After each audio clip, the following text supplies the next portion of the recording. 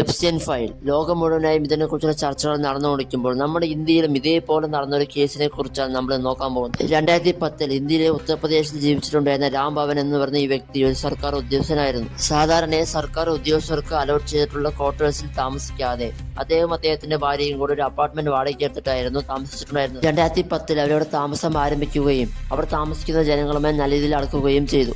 അതും അവരുടെ കുട്ടികളോടത്തായിരുന്നു ഇവർ കൂടുതലായി താല്പര്യം കാണിച്ചിട്ടുണ്ടായിരുന്നത്.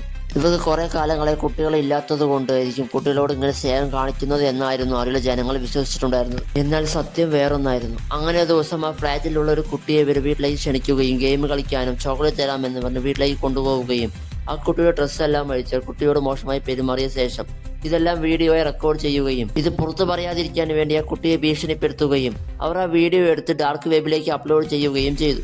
എന്നാൽ ഇതിലൂടെ വരുമാനം വരാൻ തുടങ്ങിയപ്പോൾ ഇതേപോലെ വീണ്ടും ചെയ്യാമെന്ന് തീരുമാനിക്കുകയും ആ കുട്ടിയെ തന്നെ ഭീഷണിപ്പെടുത്തി വിളിക്കുകയും ചെയ്തു. ഇതിനെക്കുറിച്ച് അറിഞ്ഞ കുട്ടിയുടെ വീട്ടുകാർ ഇതിനെക്കുറിച്ച് അന്വേഷിക്കാൻ വേണ്ടി അവൻ്റെ അടുത്ത് പോയപ്പോൾ അവരെയും ഭീഷണിപ്പെടുത്തുകയും കുട്ടിയുടെ ഭാവി ഓർത്ത് അവർക്കൊന്നും ചെയ്യാൻ സാധിക്കാതെ മടങ്ങുകയാണ് ചെയ്തത്. അതിനുശേഷം ഇവർ അവിടെ നിന്ന് ട്രാൻസ്ഫർ വാങ്ങി വേറെ സ്ഥലത്തേക്ക് മാറുകയും അവിടെയും ഇതേപോലെ കണ്ടിന്യൂ ചെയ്യുകയും ചെയ്തു.